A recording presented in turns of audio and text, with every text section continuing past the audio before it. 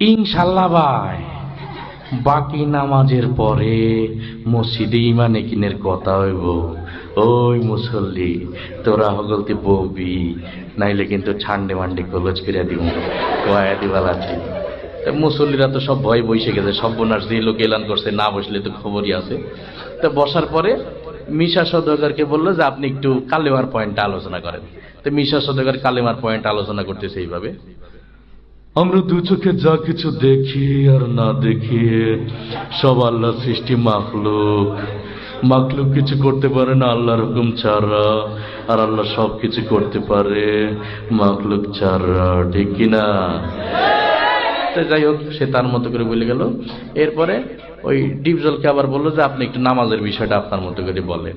তা ডিপজল নামাজের বিষয়টা বুঝাইতেছে এইভাবে, ওই আল্লাহ রাসূল জ্যামতে জ্যামতে নামাজ পড়ছে আর সাহাবীগো হিকাইছে অমতেই নামাজ পড়তে হইব, বোঝো নাই মাসলাটা, দুধু খাও। এই ইমাম সাহেব আরে নামাজ হিকাই দিবে। যাই হোক, সে তার মতো করে বললেন। এরপরে জিকিরের বিষয়টা দিয়ে হলো কাবিলাকে। তা কাবিলা জিকিরের বিষয়টা তার মতো করে বলতেছে এইভাবে, ওর হালতে মাওলা পাকের জিকির তোমার দিলের ভিতরে টাস টাস করিয়ে বাজতে থাকে। জিকির হইলে যদি তুমি কবরের ভিতরে হান দাইতে পারো তাইলে তো বাইসি গেলা, আর জিকির না হইলে কবরে গেলে ফেরেশতারা তোমার 14 শিখের ভিতরে হান দাইলে।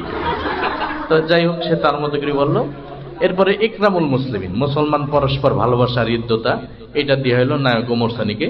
তো নায়ক ওমর সানি তার মতো করে বলতেছে এইভাবে, একজন মুসলমান আরেকজন মুসলমানের দুঃখ কষ্ট ভাগাভাগি করে না নাম ইকরামুল মুসলিমের। চৌধুরী সাহেব, আমরা গরিব হতে পারি, আপনার মতো বড়দিন নই, আমি গত মাসেও 3 চিল্লা দিয়েছি। যাই হোক, সে তার মতো করে বললো। এরপর সহি নিয়ত, আমরা যা কিছু করবো একমাত্র আল্লাহ রাব্বুল আলামিনের রাজি খুশি করার জন্য করব।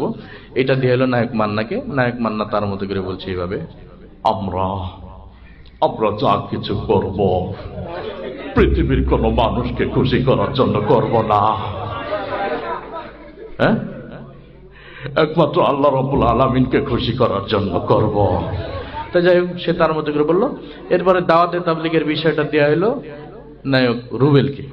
তো নায়ক রুবেল তার মতো করে দাওয়াতে তাবলীগের বিষয়টা বলছে এইভাবে, আল্লাহর দিয়া জান, আল্লাহর দিয়া মাল, আল্লাহর দিয়া সময় নিয়ে আল্লাহর রাস্তায় বের হয়ে আল্লাহর দিয়া জান মাল সময়ের সঠিক মূল্যায়ন করতে হবে।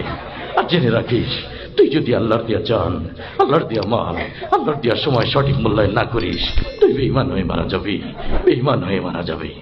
আজকের মতো আমি এখানে বিদায় নিচ্ছি, আবার আগামী অনুষ্ঠানে দেখাবে ইনশাআল্লাহ।